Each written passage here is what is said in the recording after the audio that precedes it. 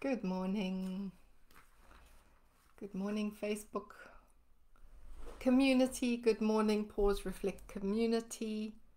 Hope you are well today. Hope you are starting off on a good Tuesday today, wherever you are in the world. Today, our episode of Coffee and Chat reflects our group name, which is Pause, Reflect, and Connect. And I'm just going to tell you a little bit about it because we have had a lot of new members join our group over the past months, and some of them may not know where this name comes from, why this group is called by that name. And so I thought I would just give us a little explanation again of what it's all about, why we're here, and how we can use this. Good morning, Liz. How we can use this as a way of helping our dogs and ourselves to transition through all the challenges and to come out on the other side and start to live a life of more ease and flow. So I'm going to just get started. I see there's a couple of people here already, so thank you for joining us. So what is Pause, Reflect, Connect? So as I said, there's the pause as in dog's paws. There's the good morning, Cecile. There's the reflect part, which is the reflection, self-reflection, and there's the connect part, connecting with our dogs.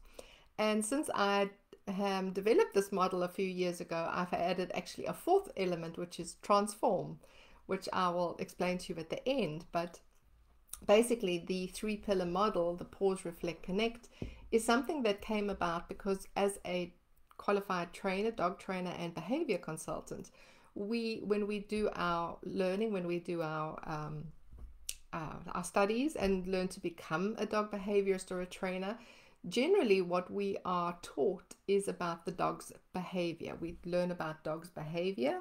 We learn about how they learn.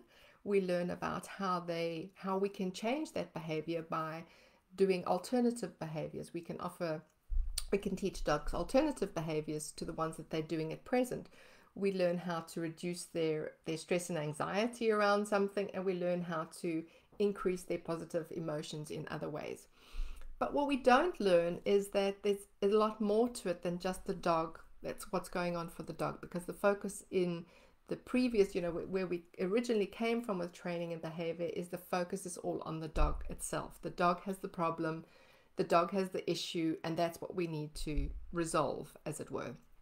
But when I started to work as a trainer and behaviorist, there was certain things that we were put into place, and even though we were going by the book, as it were, there were some things that just couldn't resolve, or some things that were really, really difficult to resolve. And so we had to look at a bigger picture, and this is where the industry's going, thank goodness, today, is starting to look at this bigger picture of all the elements that contribute to that end result which we're seeing, which is the dog's behavior, which is just the tip of the iceberg. Underneath that iceberg is loads of different things that influence the way that dog behaves. And so we realize that it's an entire ecosystem. It involves the dog's past history, it involves their breed, their genetics, their epigenetics, their state of health. It involves our end of the lead, how we're feeling, what's going on in our lives, how we are, good morning, Alison, good morning, Noreen, how we are responding to our dog's behavior and why it's causing us so much stress. And then learning how to actually put that all together and connect with our dogs in a way that we want to, without just, a clicker and a bag of treats and training our dogs to do things, but actually to live in cooperation with them and help to support them. So shifting from that, I need to fix this behavior, or I need to fix the dog, to this supportive way of being, to this supportive way of how can I support you to be the best version of yourself, and how can I support us through these challenges to get to the other side. So that's the connect part.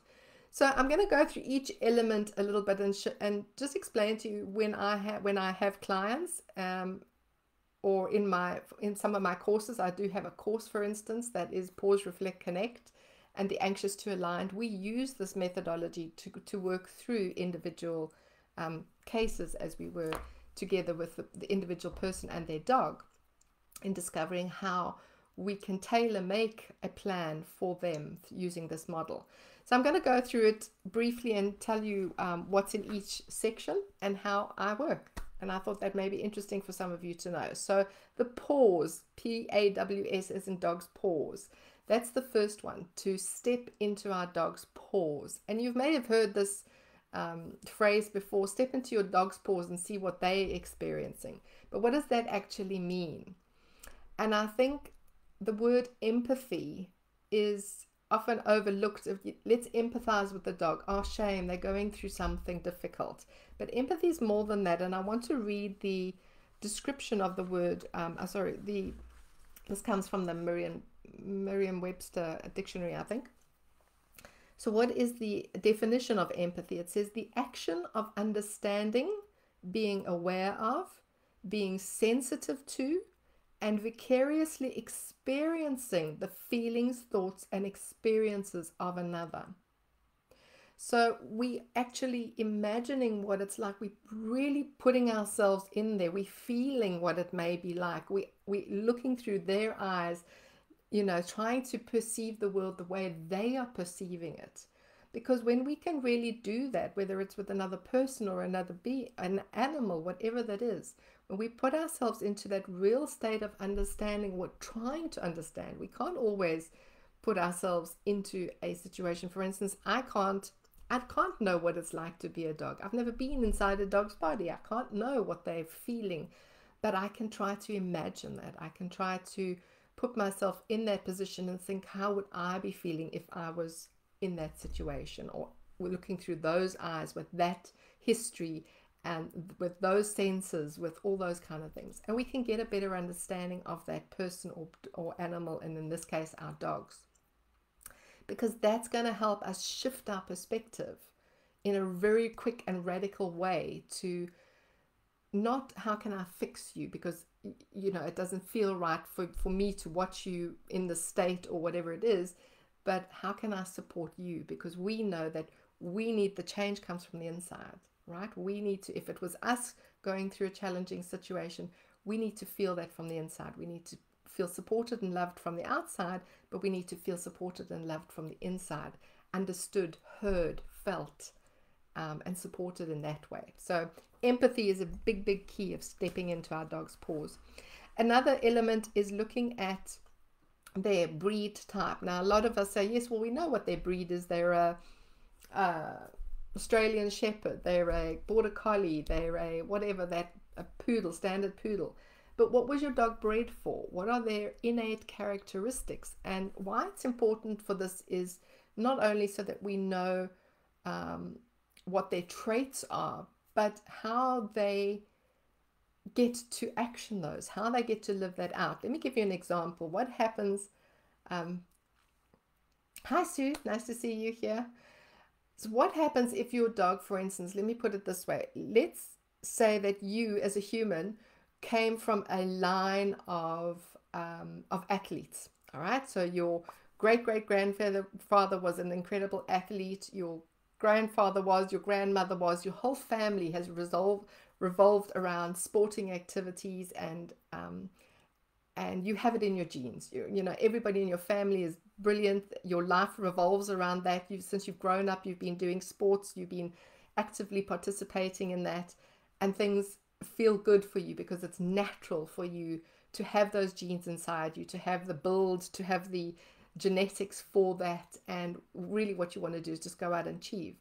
Now you suddenly get you're born into a family, let's say, and let's say your dad comes from that gene side, and you marry into another family. Your dad marries a woman who comes from a line where athleticism is not a thing at all, right? And so she brings you up and says, oh no, I don't want you to be an athlete. It's too dangerous. It doesn't feel comfortable for me. I'd rather us sit at home. Let's do puzzles. Let's become academic.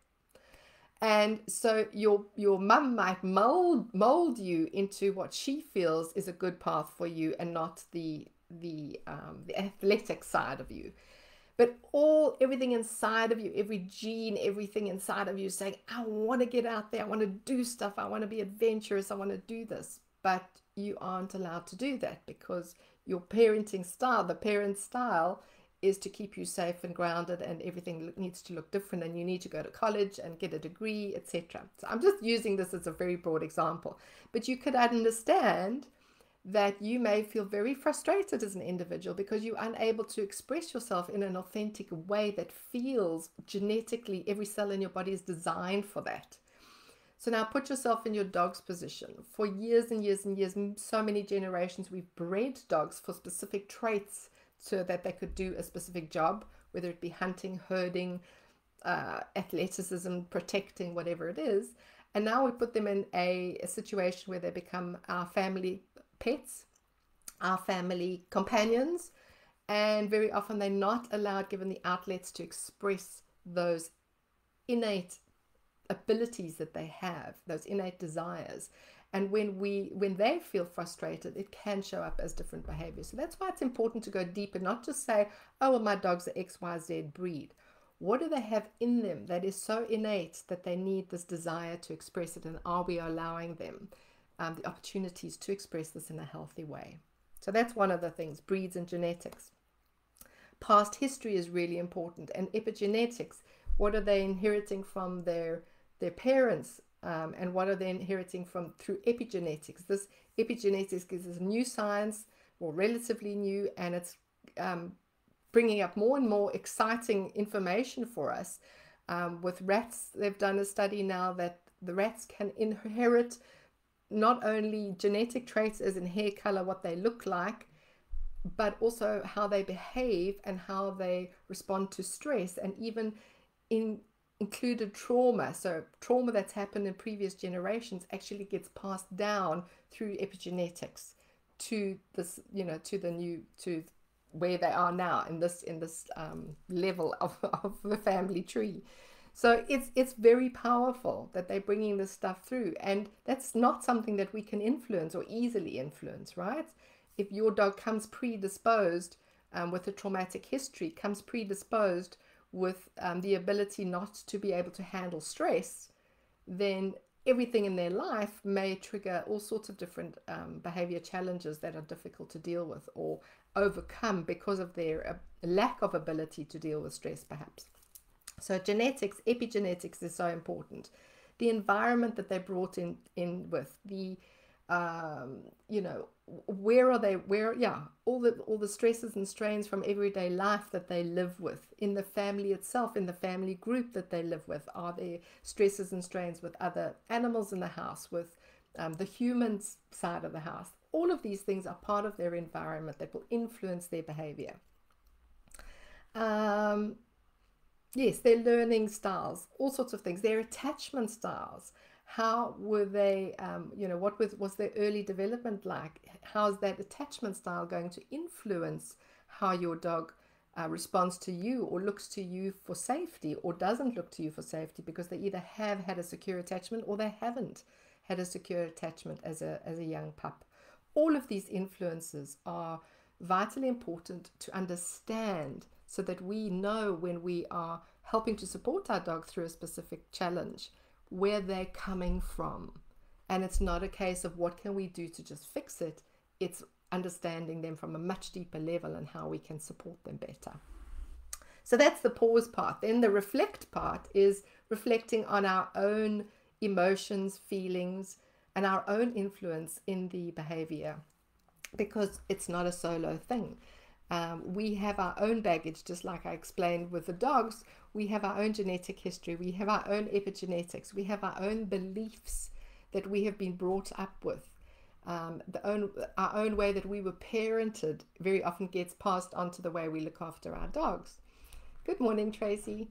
So all of these things that influence our dog's behavior, also we come in with that set of beliefs, emotions, feelings, how it should be, and how we respond to the way our dog behaves. So it could be our own anxiety, it could be our own beliefs around what dogs should be or shouldn't be doing, or why they should be doing it. It's around the judgments that we feel from others. It's around the fears, the fear mindset, the fear of losing control, the fear of our dog losing control, the fear of people judging us for our dog's behavior. All of these things are going to influence. So the reflect part is looking at what's coming from our side and how can we support ourselves better. Through self-care, for instance. That's why I have the workshops like the Calm Connection workshop, which help us as the person to be more present, to be more calm, and to be in a better way, in a better state, shall I say, to be able to support ourselves and our dogs through their challenges. Because if we don't come in there with a full cup, if we're stressed out and things in life are stressing us out, it's obviously going to reflect on the way our ability to be supporting our dogs. So that's the whole reflect part. And then lastly, we move on to the connect part. So what do we do in connection? Let me just see what I wrote here. So how do we learn to connect with our dogs better? Because it's almost like at the beginning of our journeys together with our dogs. I don't know if this is true for some of you, but it was for me. It was like, well, this is my dog and this is me. And how do I explain to him all of these things? How do I explain to him, well, that I understand your emotions, but I need to support you, and how do I need to support you, and what do you need from me, etc. And this is where this connection and communication piece comes in and is so vitally important for us to learn, is to step into a deeper connection with them. So it's almost intuitive, that we actually understand straight away in that moment, what do I need? What does my dog need? How can we communicate? How can I communicate to him that I need to help him to feel safe? How do I communicate to him that I'm doing my best to support him, but right now I'm not feeling so great? Or how do I communicate to him that what you are doing right now is making me feel uncomfortable, or other people feel uncomfortable? How do we communicate that? It's not easy with this language barrier that we don't have, but we do, we can develop a way of being with our dogs that's so present that we are in tune with them. We can almost feel that emotion that's flowing around them and us. We are in tune with our own emotional states. We know what's going on in our thoughts, our feelings. We know how that expands into our actions and our responses. And we get to know our dogs on such a deep level. It's like knowing your best friend or knowing your partner.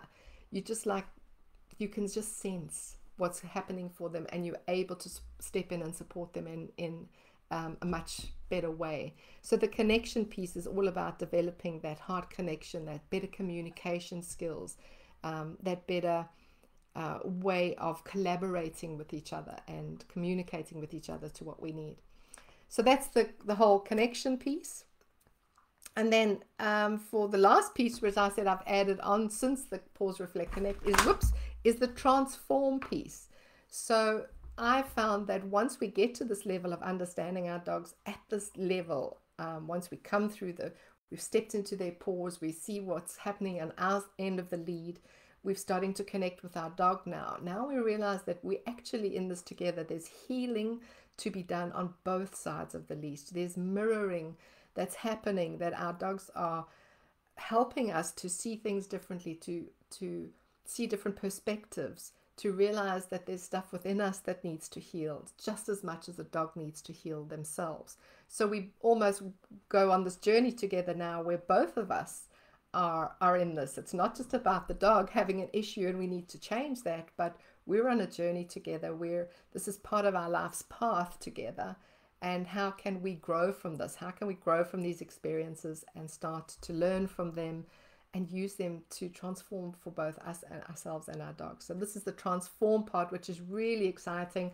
And I will be digging deeper into this side of it going forward, into the real transformational power we have with our sensitive, easily triggered, sometimes overreactive dogs. They have a lot to teach us. It is a journey. It's not an overnight thing, but wow, it's so powerfully beautiful when we start to realize how we can influence each other's lives, support each other through the process. And as I say, I always say, start to live a life of more ease and flow, because that's what it is. It's just resilience to life stresses, being able to handle what comes our way, being able to grow from it, and be able to live without the stress of what goes on in our lives every day. So that's really what it's all about, the pause, reflect, connect, and then transform.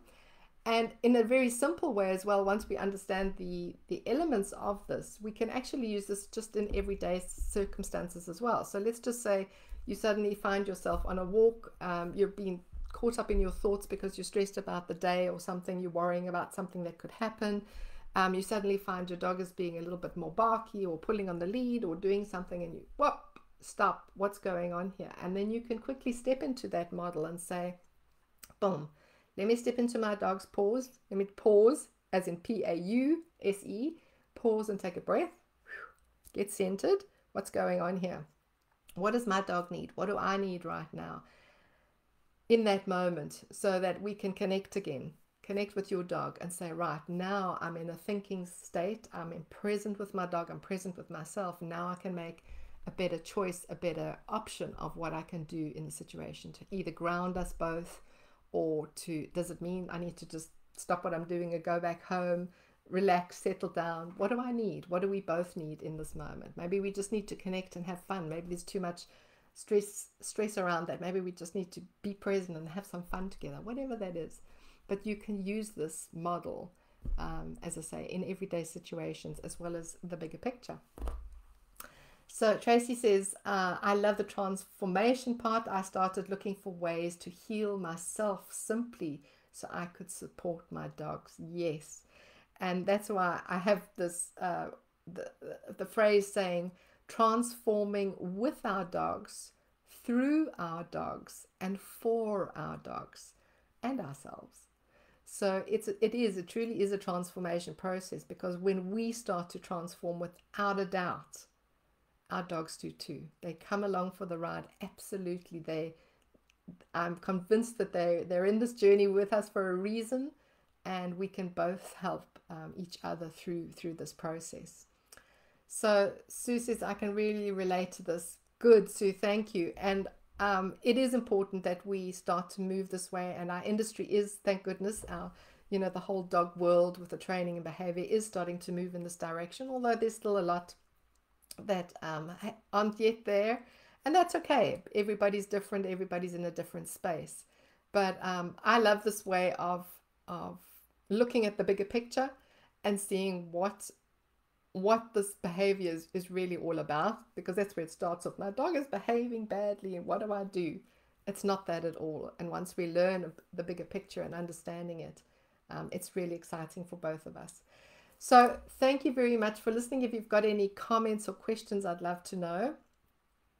Please pop them in there.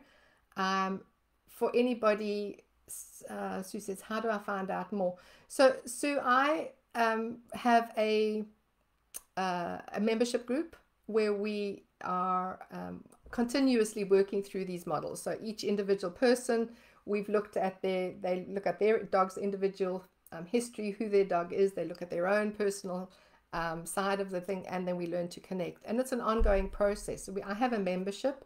If you're interested, I will reach out, just PM me and I'll send you the details. I also have a course called Anxious to Aligned, which includes the Pause, Reflect, Connect model. But I will be running this I'm not taking any new people on at the moment. Perhaps later on in the year, if I run this again, I will certainly be opening the doors for new registrations. But for now, it's being run in my membership group. The membership group are going through this program again. And if you want to work with me one-to-one, this is the model that I use. So this is how we look at your individual dog and you together, what you both need, who you both are as individuals, and then we start to plot a new journey, a new path for you going forward. So thank you again for listening. I hope it's been informative to you, and just a reminder of why this group is called that, by that name, what the model is all about. And I look forward to seeing you around in the group again next Tuesday. And have a lovely day and have a lovely week, and thank you for being here. And Sue, yes, I see you. I will PM you the details. Thank you. All right, take care, everybody. Bye-bye.